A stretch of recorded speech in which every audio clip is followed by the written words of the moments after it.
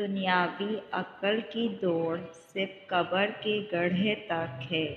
اس کے بعد کے احوال اس کے ادراک میں نہیں آ سکتے، اور صرف انبیاء اور اولیاء بتا سکتے ہیں جن کو عقل خداوندی حاصل ہے۔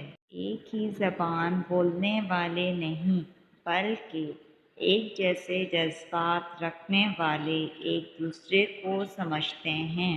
خدا نے ہمارے پاؤں کے پاس سیڑھی رکھ دی ہے کہ کوٹھے پر رفتہ رفتہ چڑھ جا۔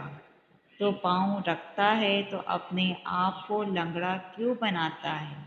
تو ہاتھ رکھتا ہے تو پنجہ کیوں چھپاتا ہے؟ آقا نے غلام کے ہاتھ میں بیلچہ تھما دیا تو خود بخود معلوم ہو گیا کہ اس کو کام میں لانا ہے۔ یہ اعزاز دیے تو اشارہ یہی ہے کہ انہیں کام میں لاؤ۔ شیطانی فریب میں انسان بھلائیوں کو برائیاں اور برائیوں کو بھلائیاں سمجھنے لگتا ہے۔ شیطان نیکیوں کو بد اور بدوں کو مغالطہ میں ڈال کر نیک ظاہر کر دیتا ہے۔ صبر کڑوا ہے لیکن اس کا پھل شکر شیریں ہے۔ صبر ہر راز کے کھلنے کا رہبر ہے۔ غمگین نہ ہو، جو بھی دکھ ہوتا ہے اسے کسی نہ کسی اور نعمت کی صورت واپس پا لیتا ہے۔ اپنے دل پر لگے زخموں کو نظر انداز مت کرو، بلکہ ان کو محسوس کرو، کیونکہ یہی تو وہ جگہ ہے جہاں سے روشنی تمہارے اندر داخل ہوتی ہے۔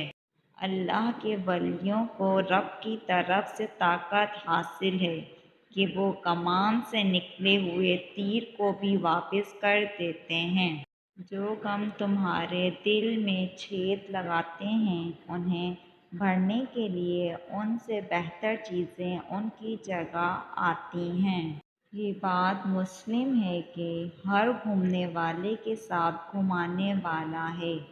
دراصل جب قضا آتی ہے تو عقل اور سمجھ نہیں رہتی، اور خدا کے سوا قضا کو کوئی نہیں جانتا۔ اس لیے متقیوں کے امام حضرت علی رضی اللہ تعالیٰ عنہ نے فرمایا کہ جب قضا آتی ہے تو آنکھیں آندھی ہو جاتی ہیں، جب قضا گزر جاتی ہے تو انسان شرمندگی میں اپنے آپ کو کاٹتا ہے۔